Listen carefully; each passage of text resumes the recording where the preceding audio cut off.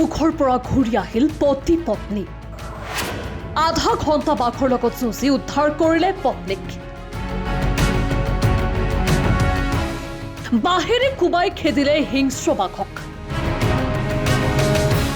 শুনিবলৈ আচৰিত যেন লাগিলেও সত্য নৰখাদকৰ মুখৰ পৰা পত্নীক উদ্ধাৰ কৰি অসাধ্য সাধন কৰিলে কলিয়াবৰৰ দিলীপ গগৈয়ে কেৱল সেয়াই নহয় পত্নী যমুনাকক আক্ৰমণ কৰা বাঘক ফলা বাহেৰে দিলে দুচাটমান বাঘ দেখি আপুনি ভয় খাইছিল চাগে নাই খোৱা ভয় নাই খোৱা কেনেকৈ আহিল সাহস সাহসটো আৰু আহিবই যেতিয়া মোৰ ওচৰত আহি গ'লে তো এতিয়া কি কৰিম মাইকীটো এৰি পলাবতো নোৱাৰোঁ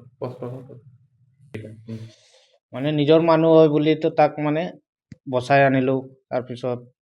সি ধৰিলেও আৰু মানে কি কৰিম এতিয়া ভয় লাগিছিল নে ভয় আৰু ইমানটো লাগি আছিলে টানোতে আৰু সিও টানি আছে ময়ো টানি আছোঁ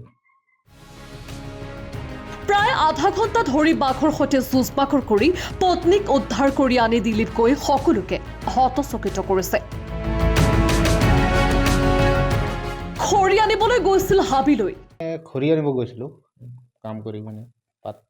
খৰি কাটিবলৈ শুকান খৰি তাৰপিছত মাইকীক ধৰিলে মানে পিছফালে দি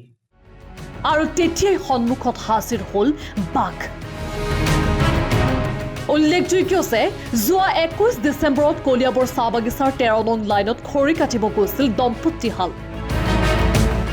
খৰি কাটি থকা অৱস্থাত প্ৰকাণ্ড এটা ঢেকীয়াপতীয়া বাঘে পাছফালৰ পৰা আক্ৰমণ কৰিছিল দিলীপ গগৈৰ পত্নী যমুনা গড়ক পত্নীক বাঘে আক্ৰমণ কৰাত দিলীপ গগৈয়ে বাঘটোৰ মুখমণ্ডলত আক্ৰমণ কৰে এডাল বাঁহেৰে যমুনাক এৰি বাঘে ধৰিলে দিলীপক কুলাত পত্নীক লৈ আহিল হাস্পতাললৈ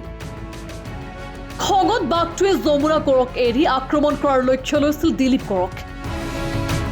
কিন্তু দিলীপ গড়ে সাহস গোটাই বাঘটোক প্ৰায় আধা ঘণ্টা বাঘটোৰ চকুত হৈ পত্নীক বাঘৰ মুখৰ পৰা বচাবলৈ চেষ্টা চলায় অৱশেষত বাঘটো উভতি যায় ঘন জংঘলৰ মাজলৈ তাৰ পাছতে নিজ পত্নী যমুনা গড়ক কুলাত লৈ চিকিৎসালয়ত ভৰ্তি কৰে বাঘটো মানে আহি জঁপিয়াই ধৰি ল'লে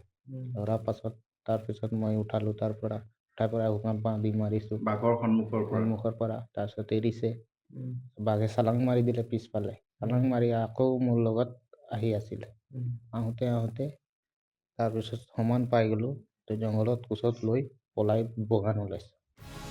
কেমেৰাৰ সন্মুখত দিলীপ গড়ে কৈ গ'ল এই শিহৰণকাৰী ঘটনাৰ বৰ্ণনা সঁচাকৈ ৰাখে হৰি মাৰে কোনে এই শিহৰণকাৰী ঘটনাই কৈ গ'ল দিলীপ গড়ৰ নিজ পত্নীৰ প্ৰতি থকা প্ৰেম ভালপোৱাৰ কথা সাহসী পৰাক্ৰমী দিলীপক লৈ এতিয়া ব্যাপক চৰ্চা কলিয়াবৰৰ পৰা দীপু বৰাৰ সহযোগত bureau report D news plus